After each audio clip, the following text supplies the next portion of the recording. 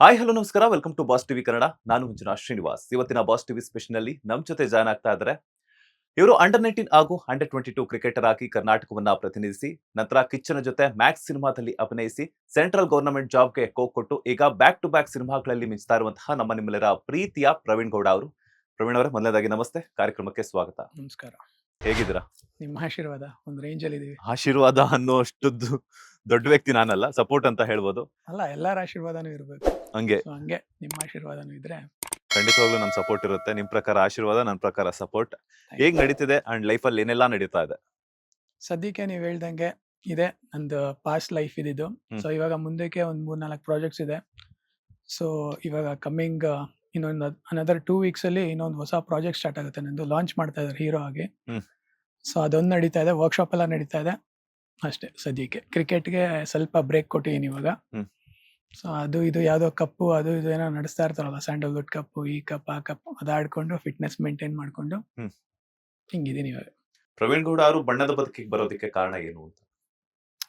ನಂಗೆ actually ಮುಂಚೆಯಿಂದನೂ cricket ಆಡ್ಬೇಕಾದ್ರೆ passion ಇತ್ತು. ಇನ್ನೇನೊಂದು ಕ್ರಿಕೆಟ್ನ ಕ್ವಿಟ್ ಮಾಡ್ತೀನಿ, ಒಂದು 5 years ಇದ್ದಂಗೆ ಒಂದು ಪ್ಯಾಷನ್ ಇತ್ತು. ಮುಂಚೆ 90s 2000 ಮೂವೀಸ್ ಎಲ್ಲ ನೋಡ್ತಾ ಇದ್ದೆ ನಾನು. ಕನ್ನಡ, ಹಿಂದಿ ಜಾಸ್ತಿ ನೋಡ್ತಾ ಇದ್ದೆ ಆಕ್ಚುಲಿ ನಾನು. ಸೊ ಅದಾದ್ಮೇಲೆ ಯಾವಾಗ ಅಣ್ಣ ಜೊತೆ ಜಾಸ್ತಿ ಒಂದು ಫ್ರೆಂಡ್ಶಿಪ್ ಒಡನಾಟ ಬೆಳೀತು, ಅವಾಗಿಂದ ಸ್ವಲ್ಪ ಕನ್ನಡ ಮೂವೀಸ್ ಜಾಸ್ತಿ ನೋಡಕ್ಕೆ ಇಷ್ಟಪಡ್ತಿದ್ದೆ. ಮತ್ತೆ ಅದರಿಂದ ಸ್ವಲ್ಪ ಕಲಿತಿದ್ದೆ, ಯಾಕಂದ್ರೆ ಮುಂದೆ ನಂಗೆ ಗೊತ್ತಿತ್ತು ಇದೆ ಫಿಲಮ್ ಇಂಡಸ್ಟ್ರಿನೇ ಫ್ಯೂಚರ್ ಆಗ್ಬೋದು ಅಂತ. ಸೊ ಅದೇ ತರ ಆಯ್ತು. ಸೊ ಅದರಿಂದ ಕಲ್ತಿ ಸ್ವಲ್ಪ ಇವಾಗ ವರ್ಕ್ಶಾಪ್ಸ್ ಅದು ಇದು ಎಲ್ಲ ಮಾಡ್ಕೊಂಡು ಫಿಟ್ನೆಸ್ ಎಲ್ಲ ಮೇಂಟೈನ್ ಮಾಡ್ಕೊಂಡು, so end of the day ನೀವು ಸ್ಪೋರ್ಟ್ಸ್ ಮ್ಯಾನ್ ಇರ್ಲಿ ಇಲ್ಲ ಆರ್ಟಿಸ್ಟ್ ಇರ್ಲಿ, ನಮ್ಮ ಬಾಡಿನೇ ಇನ್ವೆಸ್ಟ್ಮೆಂಟು. ಹೌದು. ಸೊ ಅದನ್ನ ಚೆನ್ನಾಗಿ ನೋಡ್ಕೊಂಡಿಲ್ಲ ಅಂದ್ರೆ ಎಲ್ಲೂ ಚಾನ್ಸ್ ಸಿಗಲ್ಲ. ಸೊ ಅದ್ರ ಮೇಲೆ ಬಾಡಿ ಮೇಲೂ ವರ್ಕ್ ಮಾಡಿ, ನನ್ನ ಮೇಲೂ ವರ್ಕ್ ಮಾಡಿ, ಆಕ್ಟಿಂಗ್ ವೈಸ್ ಆಗಲಿ ಏನೇ ಆಗಲಿ ಸ್ವಲ್ಪ ಮೋಲ್ಡ್ ಮಾಡ್ಕೊಂಡು ಇವಾಗ ಎಂಟರ್ ಆಗ್ತಾ ಇದೀನಿ. ಸಾಮಾನ್ಯವಾಗಿ ಇತ್ತೀಚಿನ ದಿನಗಳಲ್ಲಿ ಯಾರೇ ಕೇಳಿದ್ರು ಕೂಡ ಗವರ್ನಮೆಂಟ್ ಜಾಬ್ ಸಿಕ್ಕಿದ್ರೆ ಸಾಕಪ್ಪ ಅಂತ ಕಾಯ್ತಿರ್ತಾರೆ. ಅಂತದ್ರಲ್ಲಿ ನೀವು ಸೆಂಟ್ರಲ್ ಗವರ್ನಮೆಂಟ್ ರೈಲ್ವೆ ಇಲಾಖೆಯಲ್ಲಿ ಇದ್ದಂತವ್ರು, ಆ ಒಂದು ಕೆಲಸವನ್ನ ಬಿಡೋದಕ್ಕೆ ಕಾರಣ ಏನು ಅಂತ? ಆಕ್ಚುಲಿ ಅಲ್ಲೇನು ನನ್ಗನ್ಸ್ದಂಗೆ ಯಾವುದೇ ತರ ಗ್ರೋತ್ ಇರ್ಲಿಲ್ಲ ಅಲ್ಲಿ. ನಂದು ಆಕ್ಚುಲಿ ಸ್ಪೋರ್ಟ್ಸ್ ಕೋಟಾ ನಂದು. ಸೊ ಅಂಡರ್ 19 ಆಡಿದಾಗ ನನಗೆ ಇಮಿಡಿಯೇಟ್ ಆಗಿ ಜಾಬ್ ಆಫರ್ ಆಗಿತ್ತು ಅಲ್ಲೇ ರೈಲ್ವೇಸ್ ಅಲ್ಲಿ. ಸೊ ಅಲ್ಲಿ ಎಲ್ಲಿ ತನಕ ನಾವು ಕ್ರಿಕೆಟ್ ಆಡ್ತೀವಿ ಅಲ್ಲಿ ತನಕ ಚೆನ್ನಾಗಿರುತ್ತೆ ಅಷ್ಟೇ. ಯಾಕೆಂದ್ರೆ ನಾನು ಹೋಗಿ ಬರೀ ಅಲ್ಲಿ ಸೈನ್ ಹಾಕ್ಬೇಕಾಗಿತ್ತು, ಮಧ್ಯಾಹ್ನ ಪ್ರಾಕ್ಟೀಸ್ ಮಾಡ್ಬೇಕಾಗಿತ್ತು. ಟೂರ್ನಮೆಂಟ್ ಟೈಮ್ ಇದ್ದಾಗ ಟೂರ್ನಮೆಂಟ್ಸ್ ಔಟ್ಸೈಡ್ ಸ್ಟೇಟು ಇರ್ತಿತ್ತು, ಮತ್ತೆ ಇಂಟರ್ ಸ್ಟೇಟ್ ಎಲ್ಲ ಇರ್ತಾ ಇತ್ತು. ಸೊ ಆಡೋ ಟೈಮ್ ಮಾತ್ರ ನಮ್ಗೊಂಥರ ಹನಿಮೂನ್ ತರ ಅದು. ಮಿಕ್ಕಿದ ಟೈಮ್ ಎಲ್ಲ ಒಂಥರ ನಂಗೆ ಅನಿಸ್ತು ಏನು ಗ್ರೋತ್ ಇಲ್ಲ ಅಲ್ಲಿ ಅಂತ. ಅದಕ್ಕೋಸ್ಕರ ನಾನು ಅಲ್ಲಿ ಬಿಟ್ಬಿಟ್ಟು 1 year ಕಾರ್ಪೊರೇಟ್ ಕಂಪ್ನಿಲೂ ಮಾಡಿದೀನಿ, ಡೆಲ್ ಅಂತ IT. ನನ್ಗೆ ಟೆಕ್ನಾಲಜಿ ಆಚೆ ಹೆಂಗೆ ಅಂತ ತಿಳ್ಕೊಬೇಕಾಗಿತ್ತು. ಯಾಕಂದ್ರೆ ಸೆಂಟ್ರಲ್ ಗವರ್ಮೆಂಟ್ ಅಲ್ಲಿ ನಾನು ಇದ್ದಿದ್ದು ಪ್ರೊಡಕ್ಷನ್ ಕಂಪ್ನಿ. ಅದು ಈ ರೈಲ್ಸ್ಗೆಲ್ಲ ಅಂದ್ರೆ ಇದು ಟ್ರೈನ್ಗೆಲ್ಲ ವೀಲ್ಸ್ ಆಕ್ಸಲ್ಸ್ ಎಲ್ಲ ಮಾಡ್ತಾರಲ್ಲ, ಅದು ಪ್ರೊಡಕ್ಷನ್ ಕಂಪ್ನಿ, ಅದು ವೀಲ್ ಅಂಡ್ ಆಕ್ಸಲ್. ಸೊ ಅಲ್ಲೇನಂದ್ರೆ ವರ್ಕ್ಶಾಪ್ ಎಲ್ಲ ಇರ್ತಾ ಇತ್ತು. ಚೈನು ಅದು ಇದು ಅಂದ್ರೆ ಏನಂತಾರೆ, ಕೈಯೆಲ್ಲ ಕೆಸರು ಮಾಡ್ಕೊಂಡು ಗ್ರೀಸ್ ಹತ್ಕೊಂಡು ಕಸ ಗುಡಿಸ್ಕೊಂಡು ಆ ತರ ಜಾಬ್ ಇದ್ದಿದ್ದು ಅಲ್ಲಿ. ಬಟ್ ನಾನು ಅಲ್ಲೂ ಇದ್ದೆ, ಈ ಕಡೆ ಆಫೀಸ್ ಕಡೆನೂ ಇದ್ದೆ. ನಾನು ಆಫೀಸಲ್ಲಿ ಏನೇ ಅಂದ್ರೆ ಈ ವೀಲ್ಸ್ ಮತ್ತೆ ಆಕ್ಸಲ್ ನ ಬೇರೆ ಸ್ಟೇಟ್ಗೆ ಡಿಸ್ಪ್ಯಾಚ್ ಮಾಡ್ಬೇಕು, ಇಷ್ಟು ಆಕ್ಸಲ್ಸ್ ಆಚೆ ಹೋಗ್ಬೇಕು, ಇಷ್ಟು ವೀಲ್ಸ್ ಆಚೆ ಹೋಗ್ಬೇಕು ಅಂತ. ಆ ತರ ಜಾಬಲ್ಲಿ ಇದ್ದಿದ್ದು ನಾನು. ಬಟ್ ಏನೋ ಪ್ರೊಡಕ್ಟಿವ್ ಏನು ಅನಿಸ್ತಾ ಇರ್ಲಿಲ್ಲ ನನಗೆ. ನನ್ಗೆ ಗೊತ್ತಿತ್ತು ಕ್ರಿಕೆಟ್ ಮುಗಿದ್ಮೇಲೆ ನಾನು ಇದೇ ಫೀಲ್ಡ್ಗೆ ಬರ್ತೀನಿ ಅಂತ. ಸೊ ಅದು ಕರೆಕ್ಟ್ ಟೈಮಲ್ಲಿ ಕೋವಿಡ್ ಬಂತು. 2 years ಬ್ರೇಕ್ ಆಯ್ತು ಆಫೀಸ್ಗೆ. ಇನ್ನೇನು ಹೋಗೋದು ಬಿಡು ಅಂದ್ಬಿಟ್ಟು ಈ ಕಡೆನೆ ಫೋಕಸ್ ಮಾಡಿದೆ ನಾನು ಅಷ್ಟೇ, ಇಂಡಸ್ಟ್ರಿ ಕಡೆ ಕಚ್ಕೊಂಡಿದೆ. ನೋಡೋಣ ಏನಾಗುತ್ತೆ. ಪ್ರವೀಣ್ ಗೌಡ ಅವರು ಕಿಚ್ಚ ಸುದೀಪ್ ಅವರನ್ನ ಫಸ್ಟ್ ಟೈಮ್ ಭೇಟಿ ಆಗಿದ್ದೀನಿ. ಇದು ಕರ್ನಾಟಕ ಪ್ರೀಮಿಯರ್ ಲೀಗ್ ಗೊತ್ತಾ, KP. ಅಲ್ಲಿ ಅವ್ರದ್ದು ರಾಕ್ ಸ್ಟಾರ್ಸ್ ಅಂತ ಒಂದು ಟೀಮ್ ಇರುತ್ತೆ 2015 ಅಲ್ಲಿ. ಅಲ್ಲಿ ನಾನು ಫಸ್ಟ್ ಟೈಮ್ ಪರಿಚಯ ಆಗಿದ್ದೆ ಅಣ್ಣಗೆ. ಅವ್ರದ್ದು ಮ್ಯಾಚ್ ಇರುತ್ತೆ, ನಮ್ದು ಮಧ್ಯಾಹ್ನ ಮ್ಯಾಚ್ ಮುಗಿಸ್ಕೊಂಡು ನಾವು ಹೊರಡ್ತಾ ಇರ್ತೀವಿ. ನಾನು ನೋಡ್ತೀನಿ ರಾಕ್ ಸ್ಟಾರ್ಸ್ ಟೀಮ್ ಬಂದಿರುತ್ತೆ, ಅಣ್ಣ ಸಿಗ್ಬೋದು ಅಂತ ಅನ್ಕೊಂಡು ಸುಮ್ಮನೆ ಹಂಗೆ ಡ್ರೆಸ್ಸಿಂಗ್ ರೂಮ್ ಅಲ್ಲಿ ನಾನು ಸುಮ್ಮನೆ ಹಿಂಗೆ ಇಣಕ್ ನೋಡ್ತೀನಿ ಅಷ್ಟೇ. ಅವರಲ್ಲಿ ಅವ್ರ ಮಸಾಜರ್ ಹತ್ರ ಮಸಾಜ್ ಮಾಡಿಸ್ಕೊಂತಾ ಇರ್ತಾರೆ. ಮ್ಯಾಚ್ ಇನ್ನೇನು ಸ್ಟಾರ್ಟ್ ಆಗ್ಬೇಕು, ಮಸಾಜ್ ಮಾಡಿಸ್ಕೊಂತಾ ಇರ್ತಾರೆ. ಅವರು ನೋಡ್ತಾರೆ, ಹಿಂಗೆ ನೋಡ್ಬಿಟ್ಟು ಯಾರು ಅಂತ ಕೇಳ್ತಾರೆ. ಅಣ್ಣ ನಾನು. ಅವಾಗ ಬೌನ್ಸರ್ಸ್ ಎಲ್ಲ ಹಿಂಗೆ ತಡಿಯಕ್ ಬರ್ತಾರೆ, ಬಿಡಿ ಬಿಡಿ ಪರವಾಗಿಲ್ಲ ಅಂತ ಅಂತಾರೆ. ಆಮೇಲೆ 1 ನಿಮಿಷ ಸರ್ ಮಸಾಜ್ ಮಾಡಿಸ್ಕೊಂತ ಬರ್ತೀನಿ ಅಂತ. ಆಮೇಲೆ ಬಂದ್ಬಿಟ್ಟು ಎಸ್ ಸರ್ ಹೇಳಿ, ಫಸ್ಟ್ ಸರ್ ಅಂತ ಸ್ಟಾರ್ಟ್ ಮಾಡೋದು ಅವರು.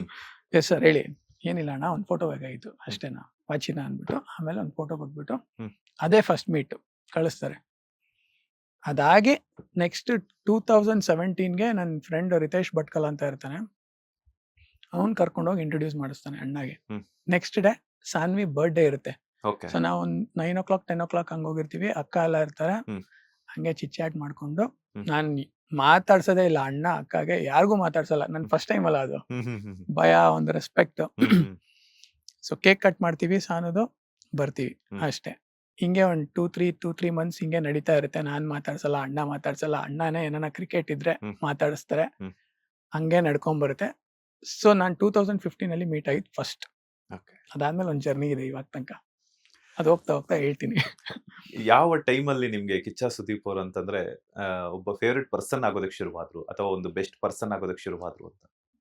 ಅಂದ್ರೆ ಅವ್ರ ಹತ್ರ ಎಲ್ಲರೂ ಅಂತಾರೆ ಒಂದು ಆಟಿಟ್ಯೂಡ್ ಇದೆ ಮನುಷ್ಯ ಹತ್ರ, ತುಂಬಾ ಕೋಪ, ಅಂದ್ರೆ ಸ್ವಲ್ಪ ಅಂದ್ರೆ ಯಾರಿಗೂ ಮಾತಾಡ್ಸಲ್ಲ, ಈಗೋ ಇದೆ ಅಂತ.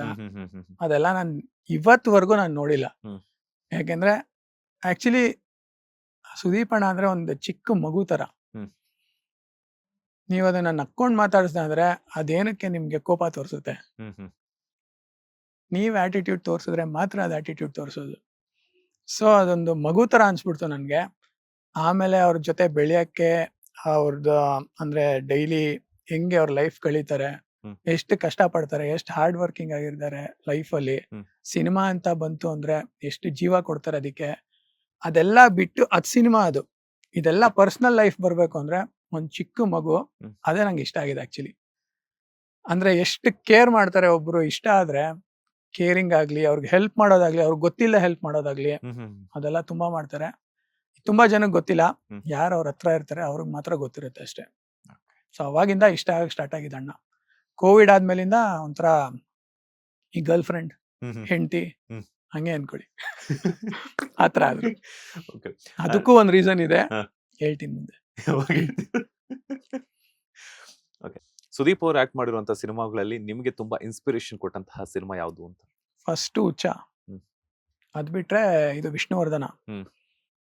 ಅದಾದ್ಮೇಲೆ ಪೈಲ್ವಾನ್ ಇಂದ ನಾನ್ ಸ್ಟಾರ್ಟ್ ಮಾಡಿದ್ ವರ್ಕೌಟ್ ಎಲ್ಲ ಸ್ವಲ್ಪ ಸೀರಿಯಸ್ ಆಗಿ ತಗೊಂಡ್ ಮಾಡಕ್ಕೆ. ಸೊ ಅದೊಂದು ಇಷ್ಟ. ಅದ್ ಬಿಟ್ರೆ ಇವಾಗ ಮ್ಯಾಕ್ಸ್, ಯಾಕಂದ್ರೆ ನಾನ್ ಮಾಡಿದೀನಿ ಅದಕ್ಕೆ.